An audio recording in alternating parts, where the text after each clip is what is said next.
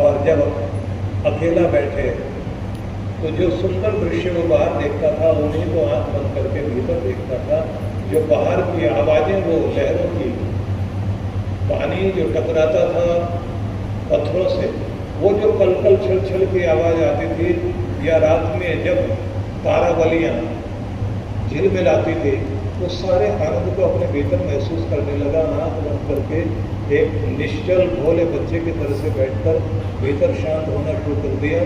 और जब अपने गहरे मौन में उतरना शुरू किया तो उसके भीतर शांति आनी शुरू हो गई, उसके अंदर का प्रेम खिलना शुरू हो गया, उसके भीतर का आनंद प्रकट होना शुरू हो गया।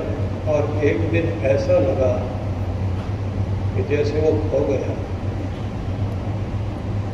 शरीर की होश नहीं, मैं कौन हूँ, मैं क्या हूँ, मैं कहाँ बैठा हूँ, ये भी होश नहीं रही।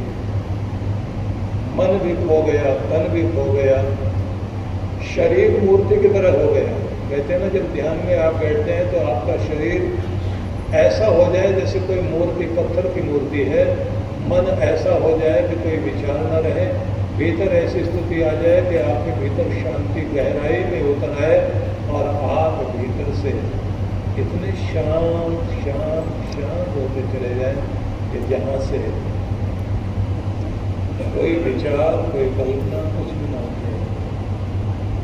जैसे गहरी नींद में आप जाते हैं, ऐसी गहरी शांति में आप हो जाए और वहीं से संसार बाहर रह जाता है और करतार की दुनिया शुरू होती है। बस ऐसी स्थिति घटी कि वो गहरे मौन में गया, संसार बाहर रह गया, परमात्मा के धाम का आनंद आना शुरू हो गया।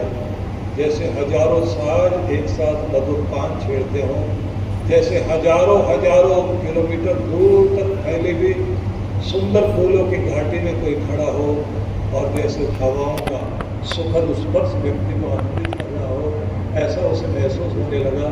महसूस होने लगा कि जैसे सुगंध चारों ओर फैल रही है, लगा कि जैसे सारे स्वाद मिठास बनकर भीतर उतर आए हों।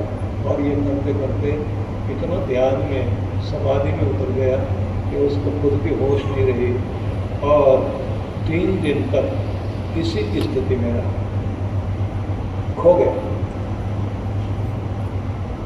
भीतर एक अद्भुत प्रकाश फैल गया और वो प्रकाश भीतर से निकलते निकलते चारों तरफ फैलने लगा, जैसे सारी दुनिया के लिए मंगल कामना करते हुए कह रहे हों, ये सारी सृष्टि शांति से भरपूर हो जाए, सब और आनंद छा जाए, दुख दूर हो जाए, मुस्कुराहटों की दुनिया दिखाई दे।